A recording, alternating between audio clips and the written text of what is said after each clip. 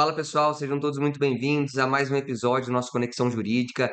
Aqui são aulas de direito aplicadas aos agentes de segurança pública, tá bom? Então, não é podcast, não é falar de assuntos institucionais. Aqui estamos na condição de professores sempre, tá?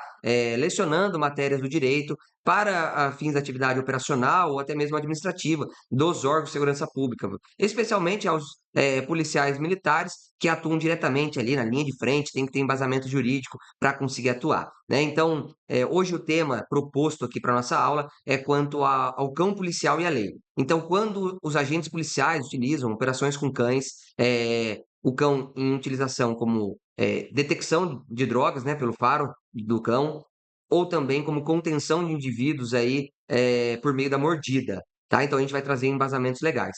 E para isso, eu convidei aqui o Thiago Pires. Ele trabalha com operações com cães, ele também é bacharel em ciências policiais, bacharel em direito, pós-graduado em direito público, é instrutor de tiro, instrutor de APH tático e demais áreas operacionais, tá bom? Então, vamos lá iniciar o nosso conteúdo. Bem-vindo, Thiago. A palavra é toda sua, meu amigo. Muito obrigado, João. Uma grande satisfação estar aqui e falando de um assunto tão relevante, tão importante, que é o embasamento jurídico nas atuações com cães na área de segurança pública. Como você falou aí, apesar de eu ter a formação em direito, eu gostaria de deixar claro que eu não leciono na área, não sou um professor de direito como você é. Porém, não tem como a gente se desvincular completamente das matérias jurídicas, tendo em vista que o serviço de segurança pública, ele demanda diariamente a gente ter um envelopamento aí legal e jurídico acerca de todas as ações. Então, a gente está inserido nessa forma aí, da maneira prática. Outra coisa, o que eu vou falar aqui, João, é totalmente pessoal, são as minhas visões pessoais, o meu entendimento acerca do que tem de legislação vigente, doutrina, jurisprudência, e acerca das minhas experiências, tá bom? Eu não vou estar representando a instituição nenhuma, não estou representando ninguém, apenas as minhas convicções e o meu entendimento. Vamos lá. Primeiramente, João, falar de cachorro e falar de arma são duas coisas que eu adoro, né? Trabalhar com cachorro e trabalhar com arma. Por que gostar tanto de cachorro e de arma? Primeiramente, o cachorro, para mim, é a melhor criatura da Terra, na minha visão, João. Motivos infinitos, né? O cão, ele é extremamente fantástico fisiologicamente, é um companheiro, ele é leal, enfim, eu tenho coisas boas a falar de um cachorro. E armas, por que gostar tanto de armas? Na minha visão, a arma, ela é fantástica, com relação ao funcionamento, mecânica, é sensacional. Além do que, a prática do tiro, até mesmo na forma esportiva, é extremamente prazeroso, é extremamente satisfatório você utilizar o tiro ali como um meio de recreação ou até de esporte. Além do que, a arma. Falando de arma, somente uma arma na mão de um homem bom é capaz de parar um homem mau que tem outra arma. Beleza? Então essas são as minhas duas grandes paixões aí de trabalho, cachorro e arma. Beleza? E Boa, eu tenho uma postagem que eu relato isso daí num carrossel lá no Instagram, Thiago Pires 2016. Coloco boa. isso aí de forma escrita, de forma bastante interativa. Quem tiver interesse, dá uma olhada lá, além de outros conteúdos operacionais na área do tiro, enfim. E bem Vamos interessante, lá, João. reforço aí aqueles que assistirem a aula, traz bastante conteúdo de qualidade aí, o Thiago Pires. Tanto é que não é à toa que eu fiz esse convite especialmente a esse camarada aí, não só pela amizade, mas também pela capacidade de conseguir trazer opiniões ali práticas operacionais do agente de segurança pública de forma bem sucinta e prática mesmo. Traz muito conteúdo de alta relevância. Parabéns, viu, Thiago? Já aproveitando esse seja para deixar registrado aqui, viu? Agradeço, João. Satisfação e admiração é toda minha com relação ao seu trabalho. Bom, vamos lá, João. Embasamento jurídico no trabalho de operações com cães. Por que é tão importante?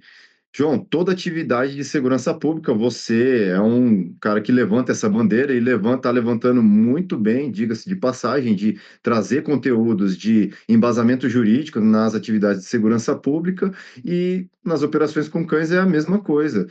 Todo o trabalho de segurança pública, ele é fantástico, ele é extremamente benéfico à sociedade, porém, nós aqui somos a favor, por isso estamos aqui, por isso eu aceitei falar alguma coisa, porque a gente é extremamente a favor de que que todo trabalho seja pautado em legalidade, tenha total respaldo jurídico, né? A gente trabalha dentro da legalidade, deve trabalhar, né? Todo operador de segurança pública deve trabalhar com base na legalidade. Por isso é extremamente importante a gente estar trazendo esse assunto aqui. E não é incomum a gente ter operadores da área de segurança que muitas vezes não têm muita habilidade com a parte do embasamento jurídico. E vamos lá. O que que eu gosto de dizer nas minhas instruções? Bom, o serviço de operações com cães, ele demanda uma gama muito grande de conhecimento operacional em diversas áreas. O operador ali de operações com cães, ele transita em diversas matérias operacionais. Por exemplo, quando se configura lá no combate ao tráfico de drogas, com cão de faro de drogas inserido na patrulha, demanda ali um conhecimento e aplicação de conduta, técnicas de conduta de patrulha, para que a patrulha possa prosseguir, progredir em terreno. A partir do momento que se deparou com uma edificação, uma indicação de um cão de faro de drogas, é necessário ali um conhecimento de arrombamento tático, muitas vezes. A partir do momento que se entra num ambiente confinado, é necessário uma aplicação de técnicas de CQB, né? Combate aproximado a edificações, combate em ambiente confinado. E, enfim, João, se houver um confronto, o policial vai precisar se utilizar do tiro para vencer aquele combate armado. Se o policial for baleado, é o APH tático que vai trazer ele vivo de volta para casa, beleza? E vamos lá, conhecimento jurídico, é o que vai envelopar todo esse serviço operacional e que vai trazer o policial de volta liberto e íntegro juridicamente, vai preservar a carreira e a parte administrativa do policial. Então, tudo se completa, tá bom? É multidisciplinar as operações com cães. E hoje a gente vai falar dessa última fase aí, que é a parte jurídica, que na minha visão é onde a gente envelopa todo o conteúdo maravilhoso que foi executado ali numa operação com um cão inserido numa patrulha policial. Legal, Bom, show de vamos lá. bola. Eu gostaria de trazer algumas questões iniciais aqui, Tiagão, nessa parte do envelopamento, como você trouxe, é bem interessante, né? Essa forma que você expôs. E eu gostaria de a gente, minhas perguntas a você, a você, né? Como conhecedor dessa área operacional, quanto à parte ali da utilização do cão como o faro de drogas, como que a gente utiliza aí, os órgãos de segurança pública por aí afora utilizam um cão, para a gente poder aqui explicar aos operadores de segurança pública, e também não só, né, mas também aqueles que atuam diretamente como advogados, promotores, juízes, ter essa compreensão ampla da parte jurídica que eles já têm, mas de forma aplicada com questões operacionais, né, da operação com cão. Então, a gente vislumbra, você me corrige se eu estiver errado, eu gostaria de te perguntar se realmente é isso que nos meus estudos eu verifico, que a utilização com cão dá para ver em duas formas ali, né? Ou dele, o faro dele, ou também ali a mordida dele. Eu vejo que são basicamente isso, né? O faro, normalmente drogas, e não sei se é utilizado o faro para outras questões também, e também a mordida dele para conter um indivíduo que esteja ou armado, que daí eu acho que não é o caso, né? Ou um indivíduo ali que esteja realmente agredindo os policiais fisicamente, em resistência. Então, acho que dá para a gente dividir essa aula nossa aqui nesses dois aspectos, né? O faro do cão policial e também no embasamento dele ali para ele utilizar como mordida. É basicamente nisso que são utilizados mesmo? O que você traz para a gente aqui?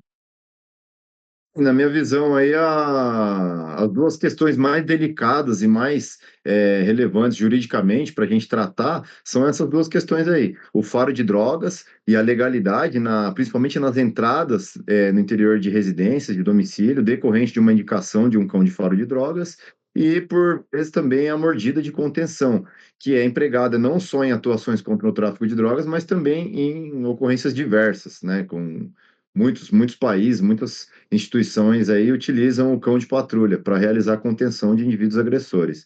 São as duas vertentes aí mais relevantes juridicamente no meu entendimento, para a gente trazer aqui hoje. Boa. Vamos começar então quanto à utilização do cão como faro, sem problema? Ó, É, vamos lá, eu, João.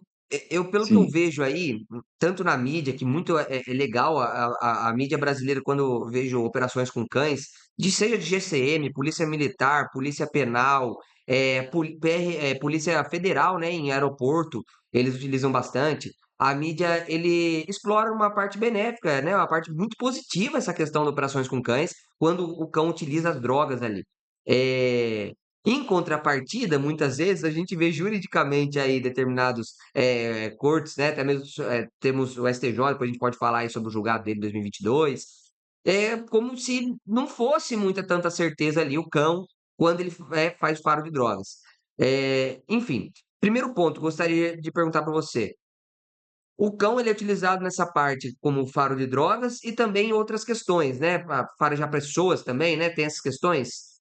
Primeiro ponto. Quando a gente for pensar nas drogas ou pessoas, eu acho que o que gera mais dúvida juridicamente falando, se pode ou não na residência, né? Como você bem apontou aí. Porque quando é, por exemplo, no aeroporto utilizado pela Polícia Federal, não é qualquer inviolabilidade domiciliar a ser discutida, né? Então, se o cão utilizado pelos agentes de segurança pública para farejar ali uma droga no meio de um entulho numa rua, não é, porque ele é um meio ali, um mecanismo sendo utilizado para localizar, né? Agora, juridicamente falando, que os tribunais podem anular as provas, absolver o indivíduo que foi preso por um ótimo trabalho belíssimo com a parte operacional que você trouxe, é porque falou que não houve legalidade no ingresso à residência, tendo em vista que a Constituição Federal assegura que seria um asilo inviolável, né? Então, primeiro ponto, então, para a gente não devagar aqui, né, trouxe bastante aspectos. Gostaria de passar a palavra para você. Nessa parte, primeiramente, a operacionalidade com o cão, se é utilizado só no faro de drogas, ou se muitas vezes os agentes policiais, aí, órgãos de segurança pública, utilizam também para outras questões, e essas divisões quanto a na rua, em qualquer lugar e na residência. A palavra é sua, meu amigo. Passo para você aí agora. Então, vamos lá, por partes. Primeiramente, como você disse, na rua, quando não há situação de domicílio, é mais simples de tratar. Se for realizada uma abordagem mediante fundada suspeita e uma busca pessoal, é algo mais tranquilo de se entender. Isso daí de acordo com o que preconiza o Código de Processo Penal, lá da fundada suspeita, que embasa uma abordagem policial. A grande delicadeza do assunto aí está nas entradas em domicílio, como você falou, tendo em vista que o domicílio é um asilo inviolável de acordo com a Constituição Federal, lá no artigo 5º, inciso 11.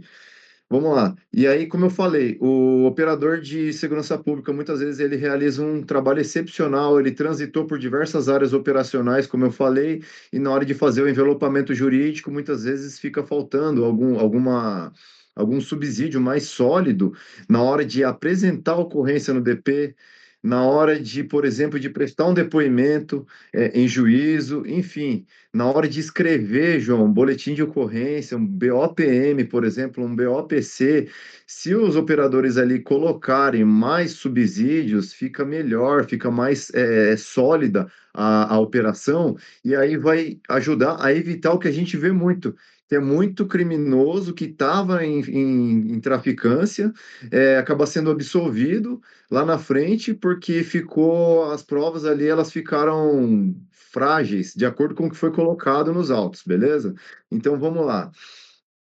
Isso acontece muito em DP. Por exemplo, o operador de segurança pública ali, se ele relata, olha, eu adentrei a casa, prendi um infrator da lei ali na traficância, né, na posse ilegal, lá, um dos verbos lá do artigo 33 da lei de drogas, na posse ilegal de drogas, tá? Era um crime permanente, um crime que se estende no decurso do tempo e caso de flagrante delito é um dos abarcados lá na Constituição Federal em que pode-se adentrar a residência. Só que aí muitas vezes o operador de segurança pública lá, o policial, ele coloca, eu adentrei por quê? Porque o cão indicou. O cão indicou, eu entrei. Tá, vamos lá. Não que não seja suficiente, a gente vai falar isso um pouco mais à frente. Porém, João, tem como melhorar isso aí. Tem como colocar mais robustez para que lá na frente o trabalho do operador de segurança pública não seja colocado por água abaixo em uma absolvição do criminoso por conta de poucos elementos. Dá para colocar mais elementos. Vamos lá. Dentre eles, no artigo 5º, inciso 11, vamos lá, revisar aqui as 5 hipóteses que a Constituição preconiza como possível de se adentrar a um domicílio sem que haja uma violação ilegal. Primeiro caso lá, consentimento do morador. Segundo caso, flagrante delito. Terceiro caso, desastre. Depois, socorro, prestar socorro a alguém. Depois, ordem judicial durante o dia. Tá. Vamos lá.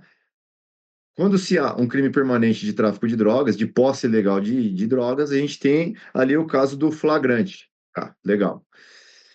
Mas vamos lá. Vale aqui a gente fazer uma ressalva, João.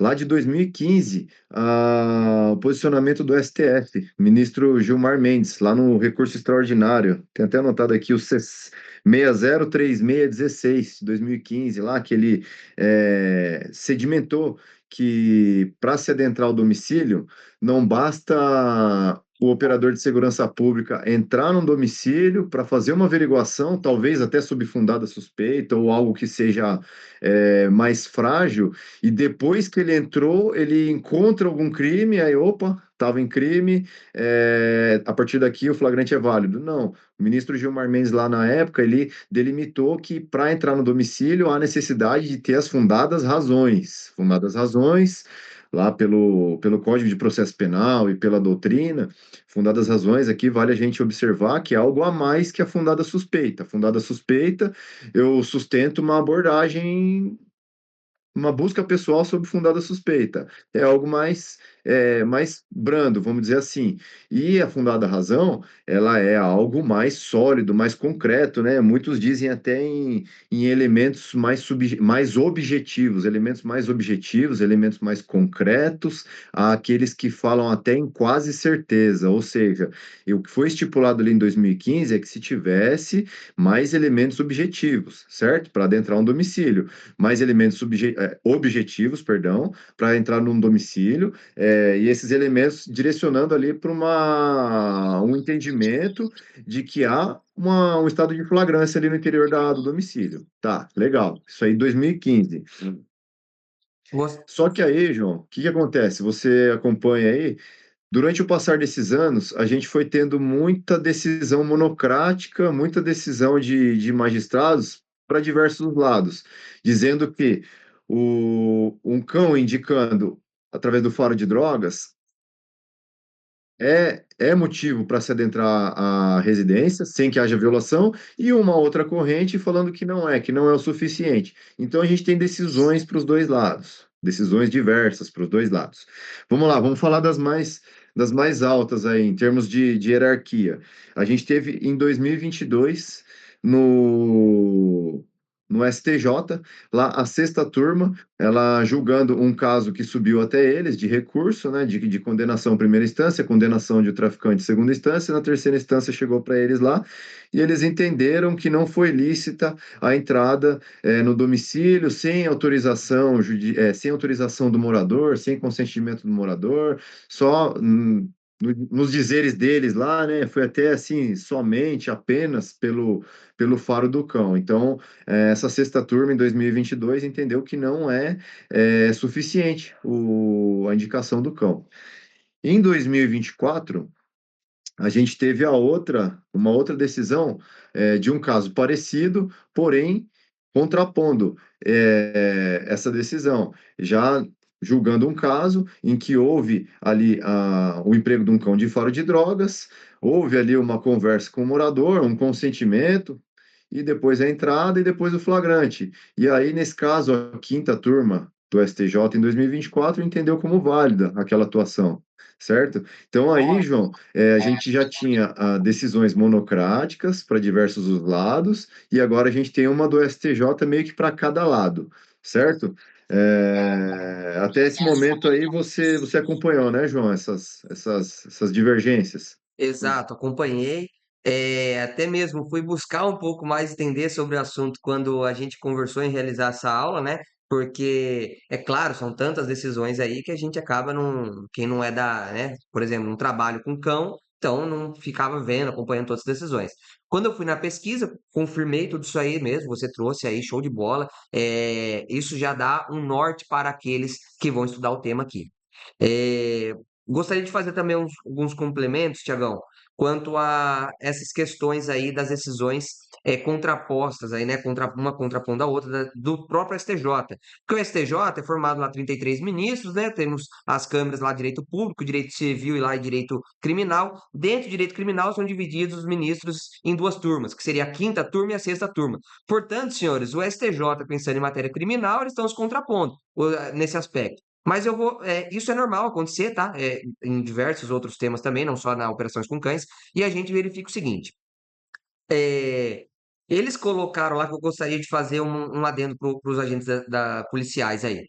Quando o STJ, na sexta turma aí, em 2022, entendeu que era ilícito o faro do cão para entrar em residência, ele falou o seguinte, que teve o consentimento do morador, né? Mas ele falou que o consentimento do morador não foi gravado por meios audiovisuais, por exemplo, uma cópia. E aí ele disse que seria ilícito esse consentimento do morador, porque não tinha ali a certeza da vontade dele ao autorizar os policiais a entrar na sua residência, gravado por meios, a palavra dos policiais ali, a fé pública, nestes aspectos era um pouco, o STJ entende que é um pouco diminuída, porque tem a fé pública, mas em contrapartida também precisa verificar que naquele momento um agente que estaria incorrendo num crime de tráfico de drogas, será mesmo, na opinião dos ministros neste julgado, será mesmo que aquela pessoa deixou o policial entrar? Então eles queriam que tivesse gravado. Mas o STF já tem, inclusive, entendimentos opostos, dizendo que não precisa ter gravação, porque, como você bem apontou, lá em 2015, o Gilmar Mendes falou, não trouxe essa questão, não está escrito isso em lugar algum, e esse julgado do STF em 2015 tem repercussão geral. Todos abaixo na hierarquia, como você disse, no Poder Judiciário, devem segui-lo, né? E ele falou, não precisa ter a certeza do flagrante antes de entrar, mas ele precisa ter fundadas razões, tal como está previsto no artigo 240 do CPP. Aí sim, depois que ele entrou na residência, é confirmado posteriormente ao ingresso que realmente tinha um estado flagrancial e deve ser considerado lícito. Pois bem, o STJ, lá na sexta turma, em 2022, entendeu, quebrou o consentimento do morador porque não estava gravado, sobrou o faro do cão que indicou os policiais para entrar naquela residência. E aí ele disse que o faro do cão é apenas, né, o faro do cão não seria autorizador para o ingresso pela segunda hipótese, que, além do consentimento, teria o flagrante delito, como você bem apontou as 5 hipóteses no ingresso do domicílio. É, quanto à quinta turma, eles não adentraram nem a questão da gravação audiovisual e nem a questão do faro, não especificou nenhuma das duas ali. Só falou que foi lícita, tanto pelo consentimento quanto pelo flagrante. Então a gente já verifica aí, porque se eles achassem que seria ilícito o faro, deveriam ele quebrar também, falar, ó, essa aqui quebrou, mas sobrou a outra. Não, não entrou, só falou que foi lícito, Sim. tanto um quanto o outro. Tá? Então a gente verifica que houve essa divergência aí nos dois, como você apontou, a droga, pelo um dos verbos no núcleo do tipo lá do tráfico de drogas, é também guardar em depósito. Então, a pessoa está guardando numa residência, o cão indicou, e aí entra nesse flagrante. É agora que a gente pode adentrar aqui nossa opinião jurídica. Queria perguntar para você, Tiagão, sobre essa questão do faro do cão. O que você acha, né? Se realmente autoriza o faro do cão ali, demonstra fundadas razões que há um flagrante ou não demonstra? Porque é isso que está hoje em dia, né? Como a gente disse lá, o Sim. STF falou, fundadas razões pode entrar, mas não falou o que é. Então a gente precisa verificar cada caso em concreto quando que configura as fundadas razões. E se o faro do cão configura ou não. Né? Então aqui está a discussão, né, Tiago? E aí eu passo a palavra Sim. novamente para você. Passo a bola, né? Vamos lá. Passa a bola. Vou falar aqui a minha visão, o meu entendimento. Para mim é muito claro, é muito tranquilo, que nem eu falei, porque eu estou inserido no meio, trabalhando com isso. Então, vamos lá, mas eu vou tentar explicar isso de uma maneira mais objetiva possível para que as pessoas possam entender o quão o faro do cão ele é sim motivos objetivos para sustentar uma possível certeza aí, uma certeza, né, de que há o flagrante ali através da indicação do cão, de que há droga no interior da residência, e se há a droga no interior da residência, a gente já falou aqui, é no interior de qualquer local habitado, há no mínimo, uma posse ilegal de drogas, lá abarcada pelo artigo 33 da Lei de Drogas. E também um estado flagrancial de crime permanente, que se estende no decurso do tempo. Então, vamos lá. Começando aqui pelo começo, com perdão da redundância, eu tenho um crime permanente sendo praticado por alguém, de posse ilegal de drogas, tá? Então eu tenho crime. Se eu tenho crime, eu tenho alguém em flagrância por esse crime. Ainda que a pessoa esteja ausente ali naquela residência, existe um autor. Ela não deixa de ser autora do crime se ela não estiver no local do crime. Alguém praticou aquele crime. Então, eu tenho alguém em estado de flagrância, certo? Se eu tenho alguém em estado de flagrância, eu estou em um dos casos da Constituição Federal que me autoriza a adentrar um domicílio. Já estamos construindo aí. Agora, a gente vai chegar lá na questão do faro do cão. Se é plausível entender o faro do cão como critério objetivo, como fundadas razões ou não. O faro do cão é um mero subjetivismo, é um mero achismo, é um mero indicador sem fundamentação científica nenhuma. Vamos lá, vamos falar sobre isso. Eu vou começar, João, só pela parte biológica do cão. Só pela parte biológica. O cão, ele tem 300 milhões de células olfativas no focinho dele.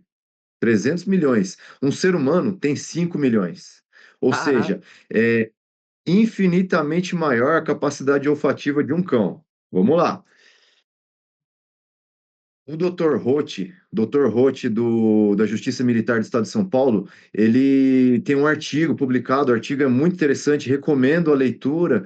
Ele menciona a capacidade olfativa do cão como algo inquestionável, ele coloca até uma tem uma veterinária que escreve lá que um pedaço do artigo, né, que dá as informações acerca dessa parte da biologia é muito legal, muito válido. Então vamos lá. Eu tenho a parte biológica do cão que é inquestionável. Aí vamos falar da parte da capacidade olfativa do cão aí, já pegando um gancho na parte biológica. João, tô falando de drogas para entrar no domicílio. A droga, ela é uma substância extremamente volátil. A gente sente o cheiro de droga. Você, como policial, já deve ter entrado em uma casa que tem armazenamento de droga, você sente o odor. Você que não é um cão, é um ser humano com infinitamente menos células, olfativas, você sente o odor característico ali da droga armazenada, da maconha fria ali, que a gente chama, né? Da substância, da cocaína, enfim. Esse cheiro é perceptível até mesmo para o humano, quem dirá para o cão. E aí eu vou falar do cão agora. O cão, ele é capaz, João, em alguns países ele é utilizado para farejar doença, para detectar doença. Ele para na frente de uma pessoa que tem uma doença X, a qual ele foi treinada, ele indica que a pessoa tem a doença simplesmente pelo que exala da pele da pessoa. Um cão de busca de pessoa, João, ele é capaz de trilhar quilômetros, quilômetros em diante, na busca de uma pessoa que só andou por ali.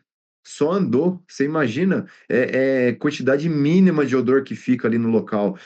Um paralelo com explosivo, João. O cão ele é capaz de farejar e detectar substâncias explosivas.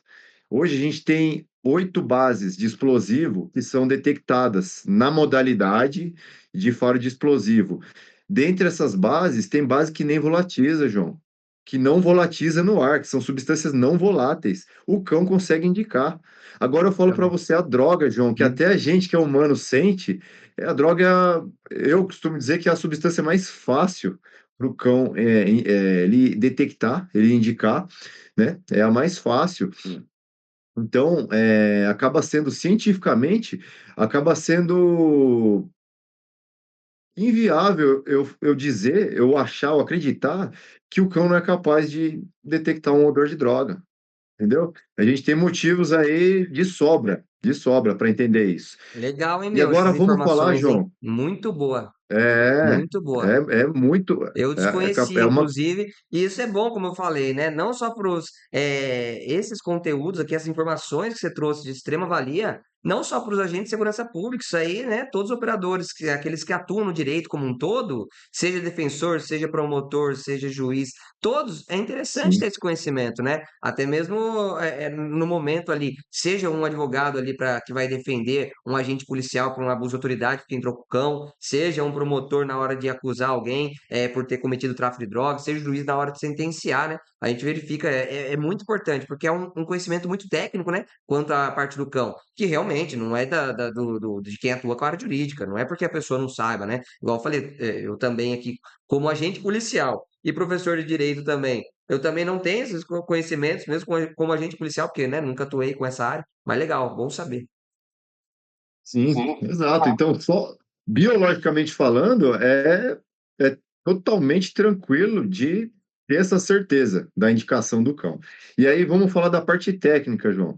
Para se formar, isso pouca gente sabe, para se formar um cão na detecção, no faro, lá existem 4 ciclos de formação para se formar um cão de faro de alguma coisa, seja de qualquer substância que for, né? Seja de explosivo, droga, busca de pessoas, doença, enfim. Hoje aqui a gente trabalha com 4 ciclos. Isso aí demora, João, pelo menos um ano e meio. Então, João, eu estou falando de um animal que tem 300 milhões de células olfativas, infinitamente maior do que a capacidade humana de farejar, que está há um ano e meio farejando a droga, que é uma substância extremamente volátil, extremamente fácil para o animal de detectar no ar. O cão ele pega um odor de droga a quarteirões, muitas vezes, entendeu? Então, a facilidade é muito grande. E aí, continuando na parte técnica, o cão, quando ele termina a sua formação, ele é avaliado. As instituições que utilizam o cão, né, de detecção, algumas instituições policiais hoje, elas estão fazendo, inclusive, uma prova, João, uma prova e certificando, escrevendo isso lá, laudando, né, colocando um laudo lá de aprovação de que aquele cão ele é capaz de realizar a detecção daquela substância de maneira certificada, após tantas mil localizações, indicações daquele odor ao longo da vida dele de treinamento, lá de um ano e meio, 2 anos, ele indicou tantas mil vezes, e aí muitas vezes as instituições hoje elas estão catalogando já os treinos do cachorro desde filhote, e aí você tem toda essa gama de informação, e quando o cão está pronto, ele passa lá pela última fase, ele é certificado, ou seja, João, eu tenho tecnicamente um cão apto e eu tenho biologicamente um animal apto a fazer esse trabalho. Então, quando alguém vem falar, igual a sexta turma falou, com todo respeito aos magistrados, aqui não é uma crítica a pessoas, é uma discussão sobre entendimentos jurídico, né? Então, quando alguém fala lá que apenas o faro do cão não é suficiente, muitas vezes, João, é que nem você falou, às vezes essa informação, esse conhecimento, ele precisa ser replicado, né? Essa informação que traz o embasamento. Essa atividade, ela tem um embasamento, é uma atividade séria, João. É uma atividade extremamente técnica. É uma atividade que muitas pessoas levam a sério, leva-se anos aí de dedicação para se formar um cão de faro. Então não é apenas, somente, meramente, isso aí é descabido falar isso.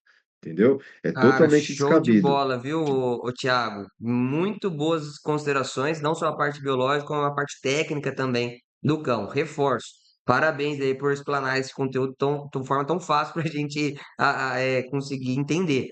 Então, então já deu para compreender qual que é a sua conclusão, né? Então, a conclusão é que o seu cão farejar uma droga aí numa residência, indicar a droga, se configuraria fundadas razões por ingresso do domicílio lá de acordo com o julgado Repercussão Geral 2015 do STF e também de acordo com a própria Constituição, né?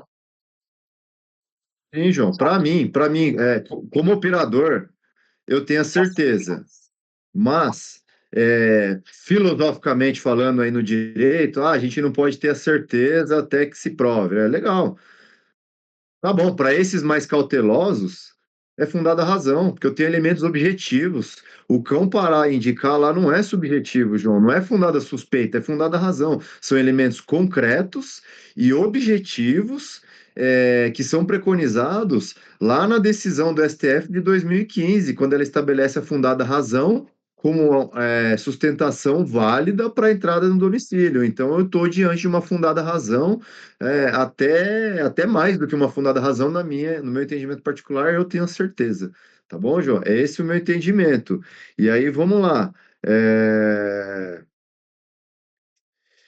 Qual que é a grande questão, João? Para finalizar esse raciocínio aqui, quando vamos falar lá na ponta da linha. Um policial que apresenta um flagrante, apresenta uma ocorrência, ele não coloca muita coisa, e aí, na hora também de prestar um depoimento ou escrever um boletim de ocorrência, ele não coloca muita coisa, ou quando a gente não escreve, a gente aí, operador de segurança pública, nós que devemos produzir esse conhecimento e retransmitir esse conhecimento às pessoas. Quando a gente se omite e se cala, a gente permite que pessoas tomem conclusões. certo? E essas Perfeito. conclusões, muitas vezes, elas vão ser equivocadas. E aí, qual que é o resultado disso aí? Lá na frente a gente vê criminoso, extremamente nocivo à sociedade, que alicia filho de pessoas de bem, alicia pessoas de bem, destrói famílias que têm filhos ali viciados, e eles são absolvidos por conta de que alguém que tem um entendimento mais garantista, um entendimento mais pró é, ao entendimento lá de 2022, por exemplo, né, da sexta turma do STJ, e fala que lá o mero faro do cão ele não foi suficiente para subsidiar a entrada no domicílio. E aí a gente tem um criminoso absolvido e sendo colocado em circulação novamente. Isso é extremamente grave, João. Isso é todo um trabalho maravilhoso que as instituições de segurança pública realizaram até chegar naquele resultado, e lá na frente foi tudo por água abaixo. Foi tudo por água abaixo. João, a gente ainda tem algumas dicas, alguns elementos aí que podem aumentar a sustentação jurídica, que basta a gente se dar o trabalho de colocar ali no ato da apresentação da ocorrência. Tem Perfeito. outras coisas que dá para falar, como dica. Posso falar aqui, João? Claro, fica à vontade.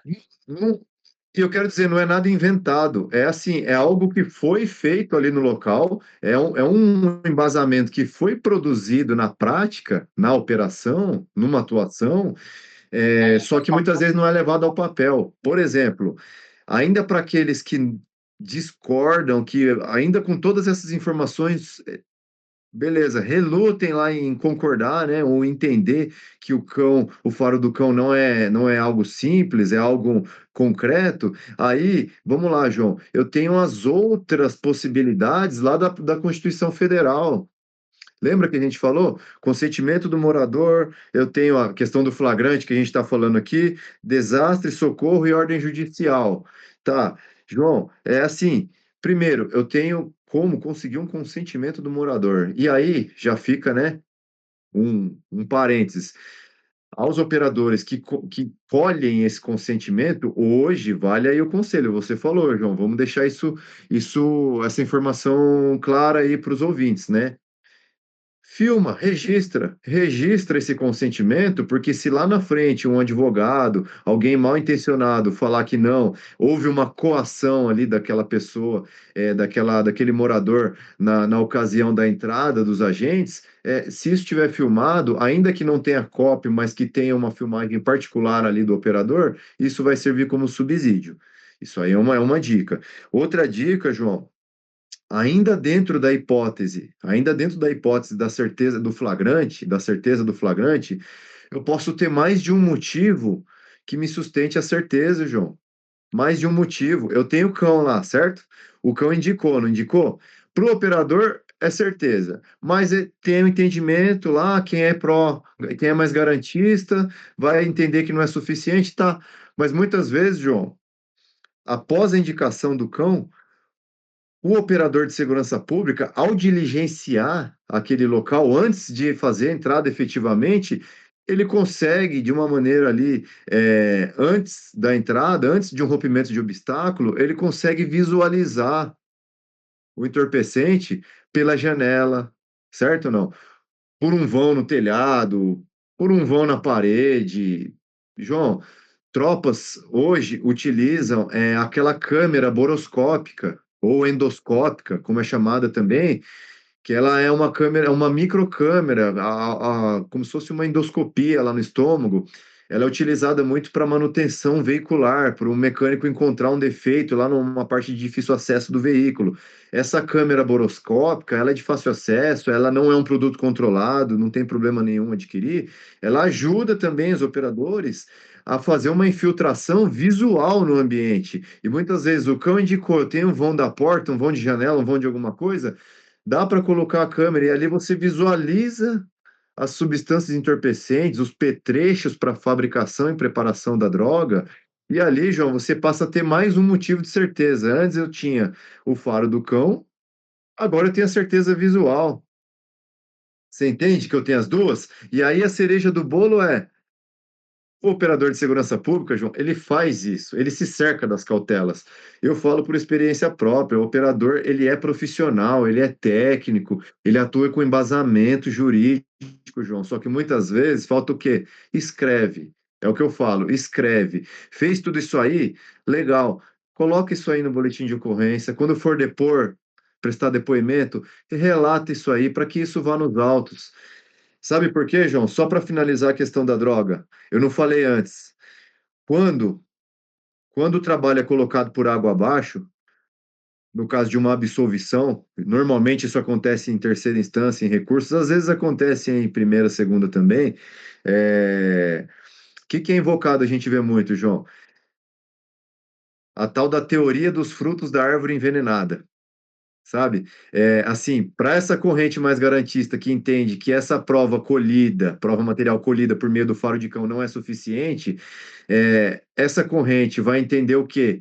Que aquela prova, aquela droga localizada ali por meio de uma indicação é uma prova ilícita, certo ou não? É uma entrada no domicílio de uma forma ilícita. Logo, todas as provas que decorrerem daquela primeira ilícita, elas devem ser desentranhadas do processo.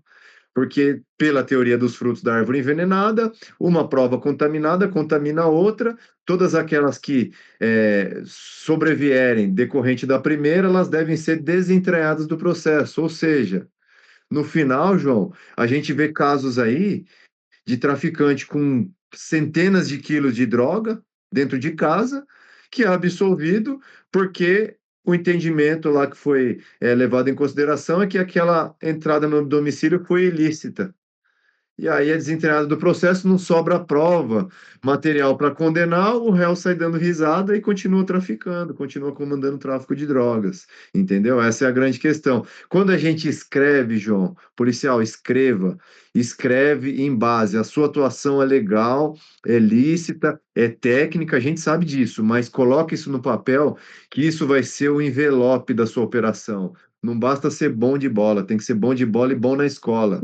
O cara, João, que eu já falei aqui no início, ele realiza operações com cães no combate ao tráfico de drogas, ele faz a conduta de patrulha, ele faz muitas vezes arrombamento tático quando está dentro de uma situação de embasamento, ele faz o CQB, que é o combate em ambiente confinado, ele troca tiro muitas vezes ele é baleado, precisa realizar um APH tático. Quando isso tudo, João, está em baixa luminosidade, ele ainda atua low light, conhecimento de low light, atuações em baixa luminosidade, e enfim, trabalho magnífico. Antes lá ele já efetuou um patrulhamento tático, demandou um conhecimento, uma experiência. Enfim, muitas vezes, João, trabalho de inteligência policial, coleta de informações, todo um trabalho técnico que, João, só falta o envelope, é como se fosse a embalagem do produto. A embalagem do produto, João, é o envelope jurídico, escreve, embasa o que você fez, operador de segurança pública.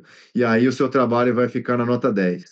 Cara, excelente, fenomenal, Thiago, fenomenal. Tudo que você trouxe aí.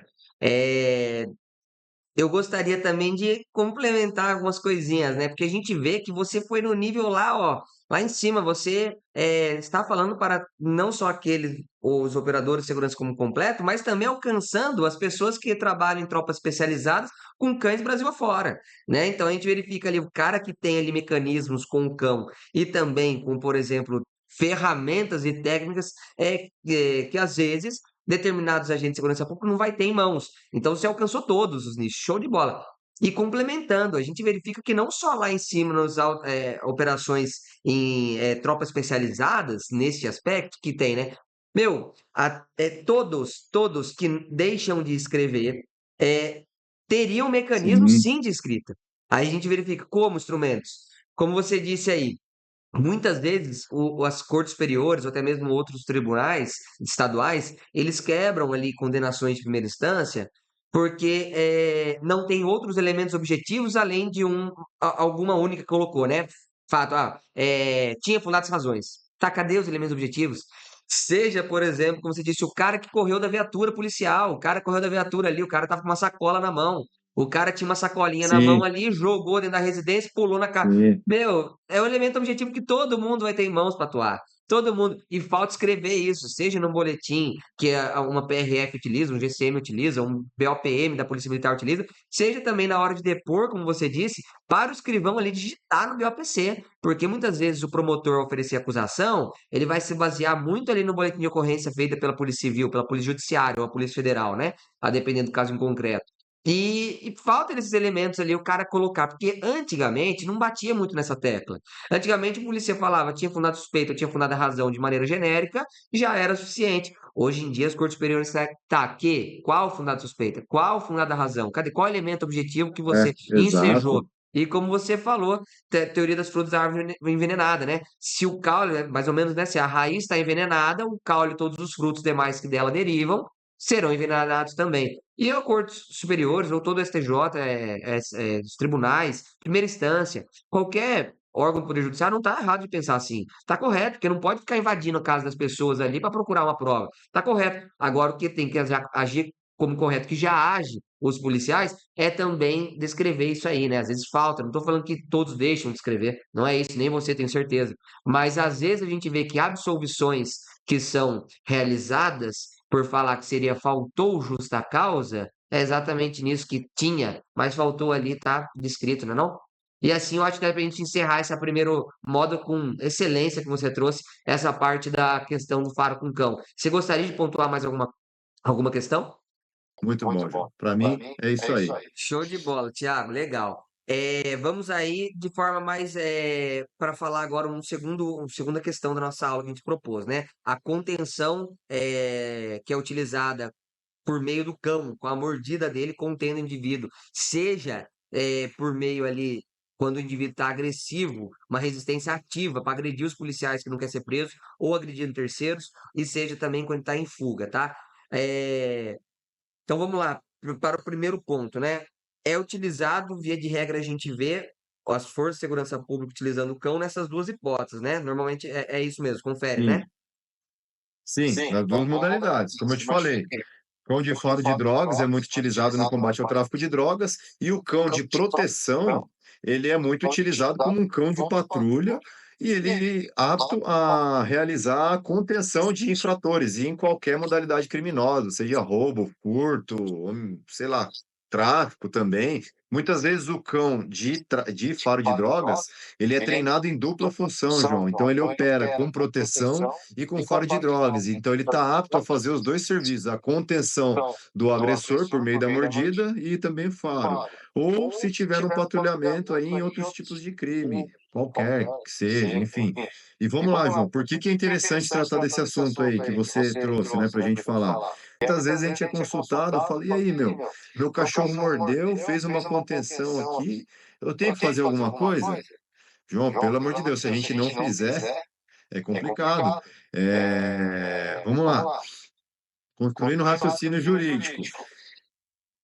O cão realizou a mordida de contenção. Basicamente, eu vou ter uma lesão corporal, certo? Lesão corporal, João, a gente já tem um fato típico de crime. 129 lá no Código Penal Comum e 209 no Código Penal Militar, se for um agente da esfera militar. Ou seja, já tem um fato típico, certo? Certo. Além do fato típico, além do fato típico de um crime, eu tenho elementos de autoria e materialidade de um crime, certo? Autoria.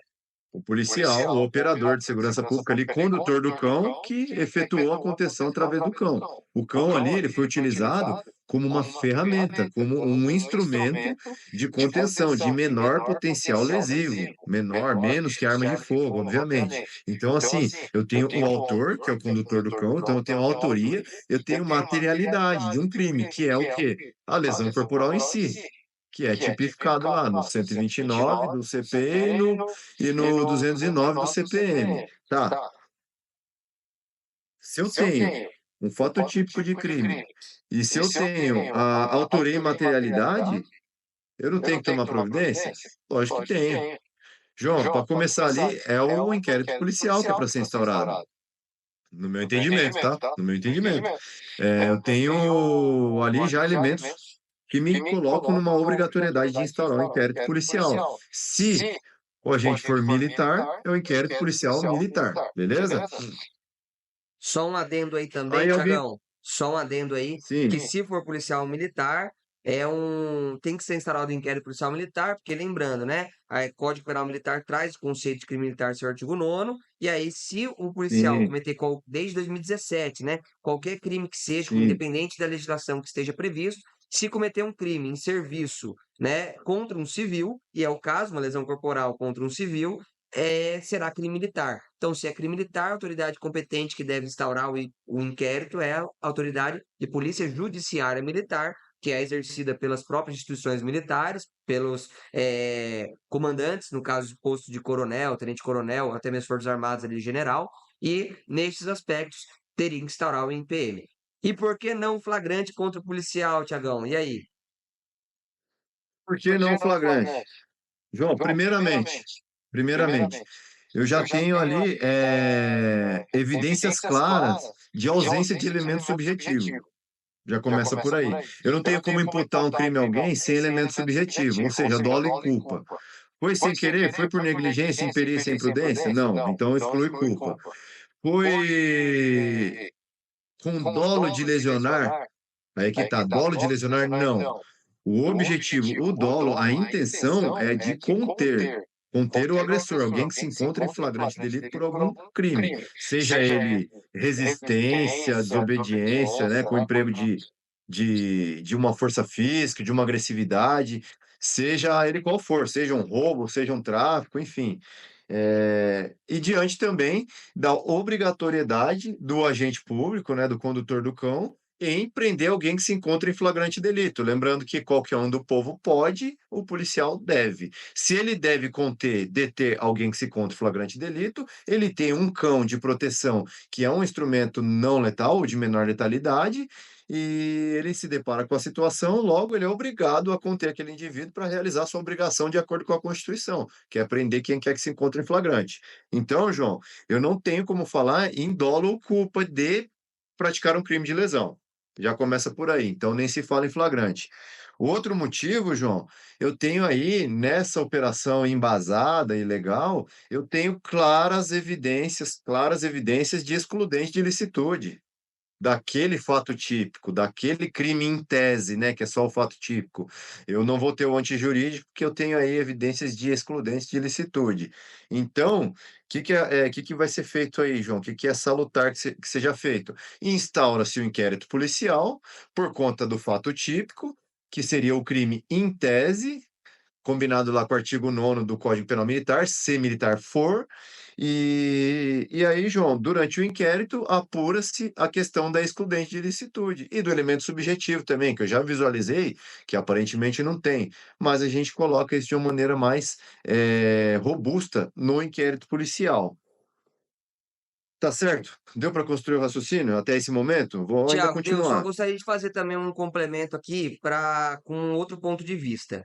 Pode ter operadores de direito aí que entenda-se que há o elemento subjetivo, já vi isso aí, pelo dolo de lesionar com meio de instrumento, porque ele tinha interesse de lesionar, né? Pela conter mais lesão. Agora, o que é inegável, se o agente policial ele agir dentro da legalidade ali no sentido de utilizar o cachorro, seja ali o indivíduo em flagrante delito, que a gente vai verificar, seja dele, a gente vai dividir as espécies agora, mas que é inegável que alguma excludente de licitude, ou estrito cumprimento do dever legal, ou uma legítima defesa, haveria. Então, que vai ser apurado por meio de Sim, inquérito, como você disse. Então, que deixa de ser crime, sim, porque crime é fato típico, ilícito e culpável. O dolo e culpa se encontra na conduta, que é um dos elementos do fato típico. Então, estou trazendo aqui um nível da parte jurídica, né, para que não haja qualquer falar, mas eu penso diverso. Tudo bem, sem problema algum. Há outra forma de pensar, o direito é assim, ninguém é o dono da razão, nem eu, nem você, nem ninguém aqui, né? Mas a gente está sim. demonstrando opiniões para serem explanadas aqui no momento daquele operador de segurança utilizá-las, né? Então, o Thiago trouxe uma aqui, trouxe outra para vocês também, que pode haver pessoas que pensam que há o elemento subjetivo, mas o que é inegável que a gente vai ter que falar, que tem que ser apurado no meio de um inquérito, seria a excludente de licitude. Porque indícios haveria que houve. Que se não houver indício nenhum, de que se tiver uma filmagem ali, né, ou qualquer outra prova, que o policial ele pega o cachorro e utiliza para morder as pessoas só porque quer, Tem tanto dolo, com certeza, da lesão corporal, e também não há qualquer excludente de licitude. Ele deveria responder criminalmente, administrativamente e civilmente quanto a essa conduta praticada, né? Porque o cão ele não vai responder inquérito, né? O cão, né, Thiago, ele ele É, não vai responder um processo. É o policial que está sendo utilizado. E um paralelo aqui. Um exemplo aí, um cão que não seja policial, tá na rua passando, vai morder alguém. A pessoa pode, infelizmente, ele ser, né, acabar com a vida do cachorro ali, tá armado, acabou matando para se proteger. É um estado de necessidade, né? Então, ele pode sim uma conduta lícita dentro do direito, tá? Permitida a ele, se ele não tiver outra forma de se proteger, né? Óbvio. Se ele não causou aquilo, teria que verificar as circunstâncias. Agora, se uma pessoa utiliza o cão como instrumento, né? Pega um pitbull à morte, tal pessoa, é, e a pessoa que está sendo vítima daquele ataque policial, que desculpa, o ataque do cão, que está sendo utilizado como instrumento pela pessoa, seria uma legítima defesa. E agora a gente vai entrar nessas nuances sobre quais prudentes o policial estaria amparado para quando ele acaba utilizando o cão para atacar alguém ali, para conter a pessoa. Mas como você disse, não tem ideia de atacar, de matar a pessoa, nem de lesionar. A intenção é de conter para fazer a prisão, é isso, Thiago? E aí a gente pode verificar ali quais sim. excludentes que para ser verificados no meio de uma investigação, é óbvio, não pode deixar de apurar, né?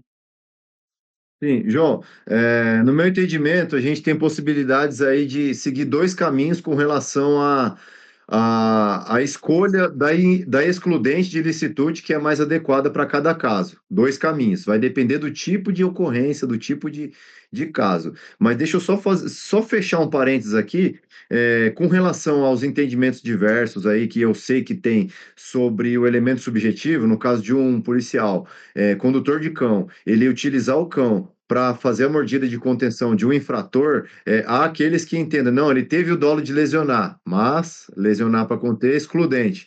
No meu entendimento, nem o dolo de lesionar ele não teve. Por que que eu penso assim, João?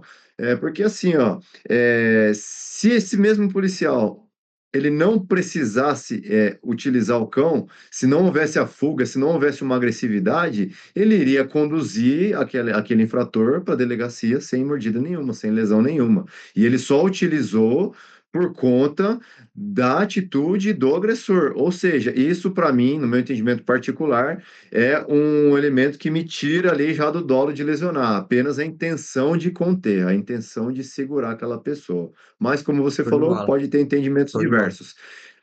Em havendo entendimentos diversos, isso não é o mais importante, isso é o menos importante. Talvez a gente nem precise queimar essa vela. O mais importante é a excludente de licitude que a gente vai falar agora, João. Dois caminhos, vamos lá. Primeiro, eu tenho ali uma ocasião que o cão de trabalho, de proteção, no emprego policial, ele é utilizado para proteger uma pessoa de uma agressão injusta, proteger o próprio condutor do cão ou um terceiro, outro policial, um cidadão, enfim. Aí eu vou estar falando, João, nesses casos, no meu entendimento de legítima defesa, para aquela lesão causada no agressor pelo cão conduzido pelo policial. Ali, para mim, a excludente mais adequada é de legítima defesa, própria ou de terceiro, em que foi realizada uma lesão no agressor, para que pudesse contê-lo, esse agressor, né, para que pudesse conter esse agressor, através de um meio não letal, e essa lesão foi causada em legítima defesa, própria ou de terceiro. Por quê? Porque aquele agressor estava praticando uma agressão contra o policial ou contra um terceiro, tá? Então, nesse caso, legítima defesa. E aí tem um outro caso, João, um outro caso. Vamos lá, que é o mais complicado, que a gente deixou para o final. Eu deixei aqui para falar para o final, por último. Para concluir, vamos lá. Caso de fuga, João. E aí? O indivíduo, ao ser abordado, ao ser detido, ao ser contido ali numa tentativa de abordagem que seja fundada suspeita apenas, ou já uma tentativa de prisão em estado de flagrância já confirmada, o indivíduo empreende fuga. E aí o policial faz o lançado do cão para realizar a contenção por meio da mordida daquele infrator. E aí, João, o que será que vai nos reservar juridicamente? A grande questão é, vamos lá. Primeiro, eu gosto de me abarcar aqui do artigo 284 do Código de Processo Penal, João. No artigo 284, ele fala que não será permitido o emprego de força, salvo indispensável, no caso de resistência ou tentativa de fuga do preso. E aí eu estou falando de lei, de Código de Processo Penal. Ou seja, tentativa de fuga da pessoa a ser presa, eu já estou autorizado a utilizar o emprego de força, que no caso seria o cão, um Para meio conter, não né? letal ou menos letal, para conter. Beleza. Eu tenho a Lei 13.060, de 2014, que disciplina o uso de instrumentos de menor potencial ofensivo para agentes de segurança pública, que também me dá um embasamento lá de instrumentos de menor potencial ofensivo. E aqui o cão seria considerado, tá? E E aí, eu João, gostaria de por fazer um adendo final, também, ô Tiago, sim, um complemento aqui sobre essa Lei 1360, que ela foi inclusive aí disciplinada agora, né, recentemente pelo decreto 12341, sim, de 2024, de 24 de dezembro, então recentíssimo aí, muito foi falado verdade. agora no começo do ano de 2025, quanto a esse decreto presidencial que regulamentou o uso das forças pela segurança pública. E nesse caso, ele apenas replicou o que já havia na lei de 2014, falando que, tanto não está previsto nessa lei quanto nesse decreto, que o uso de arma de fogo não pode ser utilizado com pessoas em fuga. O uso de arma de fogo. Ou seja, já que o Código de Processo Penal autoriza utilizar a força para conter uma pessoa, esta lei veio regulamentando, e tal decreto também, dizendo que a arma de fogo não pode, né? A pessoa fugiu de uma abordagem, de uma pessoa presa ali, já no mínimo está cometendo crime de desobediência, que você vai comentar aí também, e tendo outros flagrantes também que pode ser ensejar, é, a arma de fogo não pode ser utilizada. Mas agora, contrário senso, que disciplina, essa lei disciplina o meios e instrumentos não letais, aí sim pode ser utilizado para conter o indivíduo. E aí, ô Tiago, o cão pode ser utilizado para conter ou não, né? João, aí é a cereja do bolo. Tem instituições, eu não conheço a norma de todas, obviamente. A gente tem muitas polícias militares que realizam o emprego do cão aqui no Brasil, tem Polícia Federal, tem Polícia GCM. Penal, tem GCM, muitas guardas municipais, tem a Secretaria da Administração Penitenciária que utiliza cão. João, na instituição que eu trabalho, existe lá o procedimento operacional padrão escrito que regulamenta a abordagem com o cão policial. E lá, João, é mencionado que o cão ele deve ser o primeiro emprego dos meios de menor letalidade disponíveis. Ora, se o operador ele tem o cão, ele deve empregar o cão, inclusive em caso de fuga, para que seja realizada a contenção daquele agressor e para que ele realize a sua obrigação constitucional de conter e prender aquele que se encontra em flagrante de crime. Tudo bem? Ah, mas tem que ser só crime grave, só crime. Não fala isso, João. Até porque, se a gente for levar o pé da letra, uma mera abordagem sob fundada suspeita é emanada uma ordem legal de um agente competente e investido da função pública. O descumprimento dessa ordem legal já é obediência, que é um crime. É menor potencial ofensivo? É, mas é um crime. Em momento algum, João, nem Código de Processo Penal, nem Código Penal, nem Constituição, ninguém fala que não, é só se for um crime grave. Ou esse decreto aí de uso de força, enfim, ninguém fala, não, é só para crime com pena restritiva de liberdade. Ou seja, um crime de desobediência à ordem legal já é crime, então eu já estou embasado para realizar uma contenção, aquela pessoa já precisa ser detida. O operador de segurança pública já está diante de uma obrigação legal de deter aquela pessoa que encontra-se em flagrante de crime e restabelecer a ordem pública de acordo com o 144 da Constituição Federal. Se for um policial militar, ele é colocado como responsável pela preservação da ordem pública, João, pela polícia ostensiva e preservação da ordem pública. E aqui, doutrinariamente falando, preservação da ordem pública, leia-se o policiamento preventivo e o repressivo e imediato. Ou seja, a partir do momento que foi cometido um crime, há a quebra da ordem pública, ali naquele cenário, ali naquele lugar. O policial estando presente ali, ele tem o dever legal de restabelecer a ordem pública. Como? contendo aquela pessoa que se encontra em flagrante delito e fazendo cessar aquelas ações ilegais. Ou seja, ou seja, além dele ter, além desse operador ter um procedimento operacional padrão que preconiza que ele deve utilizar o cão como primeira ferramenta, além dele ter o 284 do Código de Processo Penal, que fala que ele pode usar um meio de força para conter alguém que esteja em fuga, além da Lei 13.060 e o decreto que regulamenta ela, que fala lá que não é para utilizar arma de fogo, utilizar meios não letais, João, eu acabo chegando no 23 do Código Penal, que é excludente de ilicitude do estrito cumprimento do dever legal. Certo ou não? Perfeito, É perfeito. dever, é dever. E na minha visão, João, se a gente quer ser mais rigoroso ainda, policial que não conter esse infrator tendo o cão, tendo uma possibilidade, um cão treinado, obviamente, apto tecnicamente, obviamente, ele estaria aí diante de uma prevaricação. Ou seja, ele deve. Se a gente quer falar de legalidade, João, do serviço policial, do envelopamento de legalidade, o operador deve conter o agressor. E aí, Perfeito. o limite do excesso. Resolveu? Fez a contenção? Fez. A partir daí, retira-se o cão, socorre-se aquela pessoa, aquele agressor, a um pronto-socorro, é realizada a sutura, o atendimento médico e, na sequência, a apresentação daquele infrator da lei a uma autoridade de polícia judiciária para que esse infrator seja colocado à disposição da justiça. Ponto final. Show, Thiago. Perfeita explicação, conteúdo, a forma lógica que você trouxe para a gente aqui. Excelente, cara. Eu também, só fazendo complemento quanto à parte que você falou da prevaricação, né?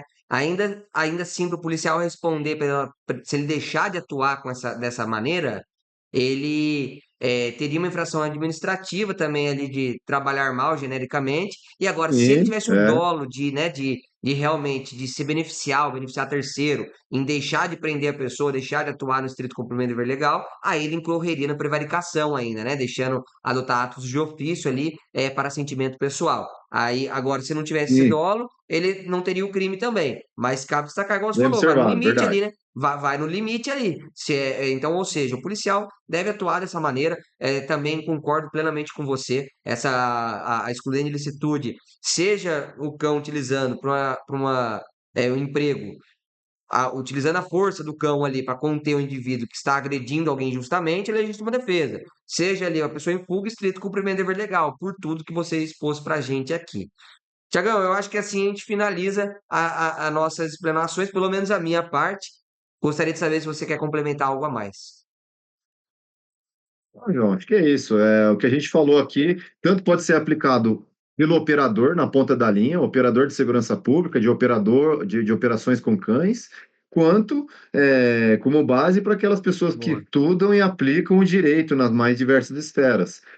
Considerem o emprego do cão como algo muito sério, algo muito eficiente, algo extremamente valioso para a segurança pública. Quem ganha com isso? A sociedade. Para a Sociedade. população. O cão, João, é uma ferramenta maravilhosa. Mas eu já te disse numa outra conversa, eu não gosto de chamar de ferramenta, né? Eu gosto de chamar o cão de Verdade. parceiro de trabalho. Eu gosto de tratar o cachorro como um parceiro, como um cão policial. Ele é um parceiro ali de quatro patas, nada mais do que isso. Só que tecnicamente a gente acaba chamando de ferramenta, não é muito legal aí na minha visão.